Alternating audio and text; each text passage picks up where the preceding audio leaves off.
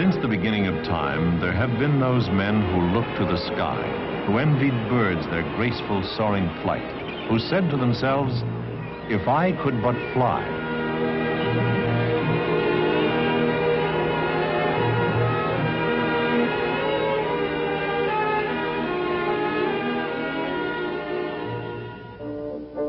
After eons of frustration, man did fly.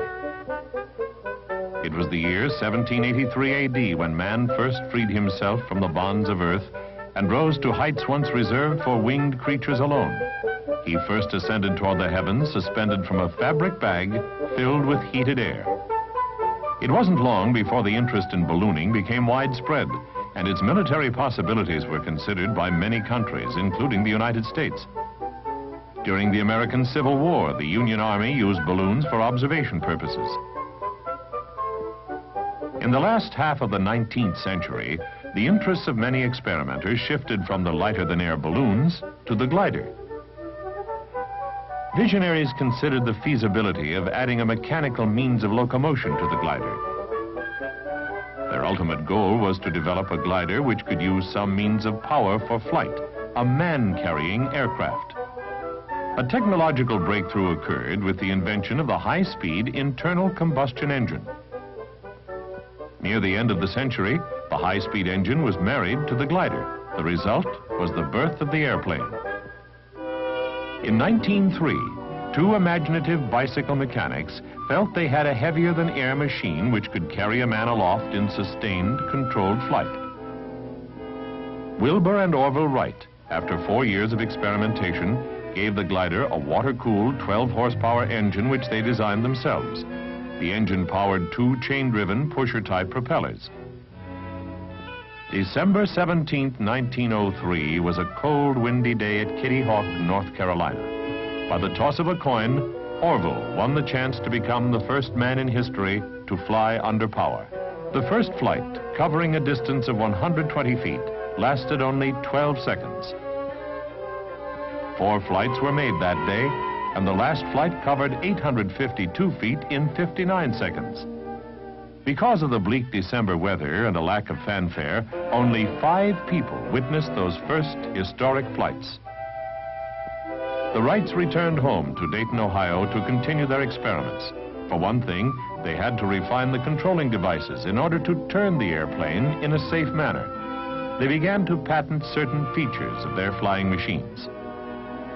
In 1907, the Wright brothers' achievements were brought to the personal attention of President Theodore Roosevelt. The potential of the airplane as an instrument for national defense was pointed out. In December of that year, Signal Corps Specification number 486 was issued. It provided that the government would buy a flying machine from the lowest bidder. A flying machine which could attain a speed of at least 40 miles per hour and carry 2 persons with a combined weight of 350 pounds, a distance of 125 miles. It also stipulated that it would have to pass an endurance flight test of at least 1 hour while being steered in all directions and remain under perfect control. In all, 41 proposals were received, but eventually the Wrights and 2 others were given the go-ahead to build the first American military airplane. The Wrights were the only ones to deliver. They signed the contract on February 10, 1908, and 200 days later, Orville delivered the Wright Flyer to Fort Myer, Virginia, where initial flight testing began. There were several setbacks, including a crash which required the construction of a new airplane. The crash took the life of Lieutenant Thomas E. Selfridge, who was flying as Orville Wright's passenger. He became the Army's first aviation fatality. Orville sustained severe injuries in the smash-up. On July 27, 1909, Orville made the first official test flight. Lieutenant Frank P. Lahm went along as a passenger. The flight established a world's record, 1 hour, 12 minutes, and 40 seconds. The final test on July 30 was the speed flight. This time, Orville's passenger was Lieutenant Benjamin D. Foulois.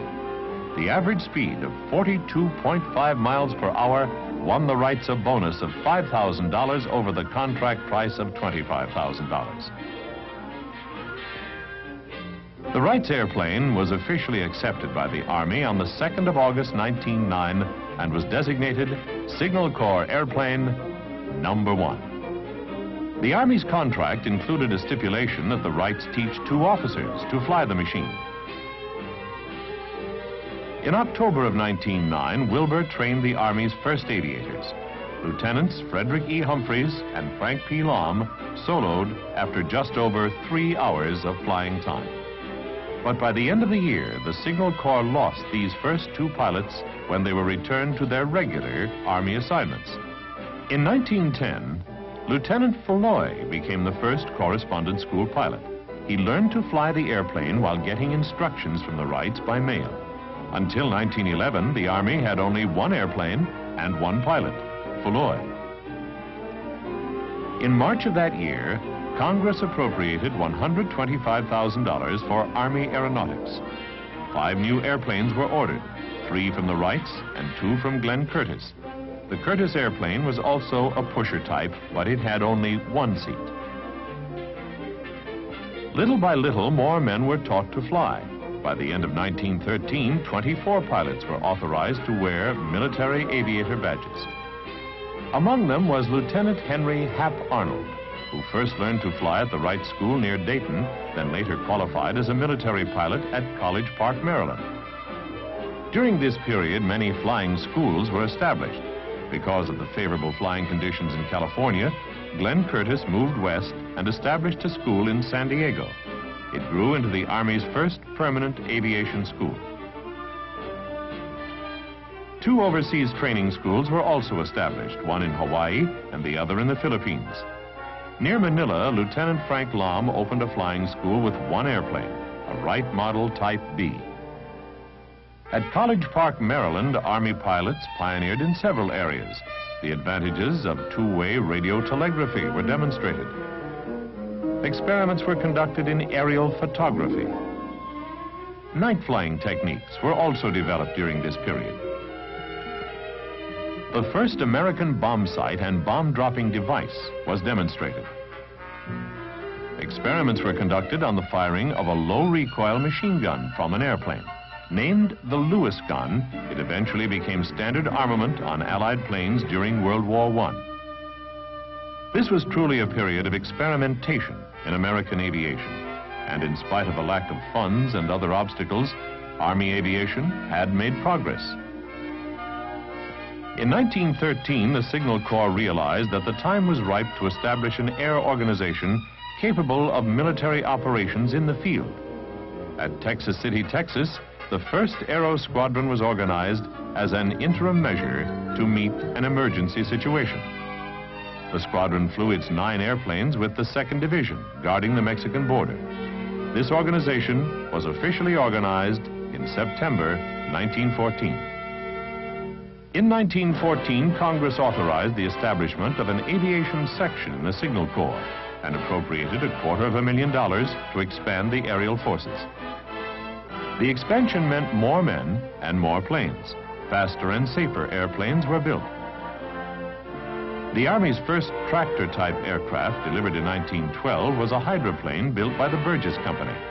The propeller was mounted in front of the pilot rather than behind him. By 1914, the pusher-type airplanes were declared dangerous and were removed from use. They were replaced by new Curtiss J tractor-type planes. Glenn Curtiss's tractor-type biplane eventually evolved into the famous series of Curtiss Jennies, which were used for training during World War I.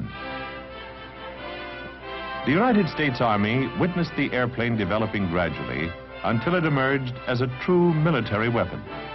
When World War I began, less than 11 years after the success of the Wright brothers, the airplane began to influence the histories of many nations.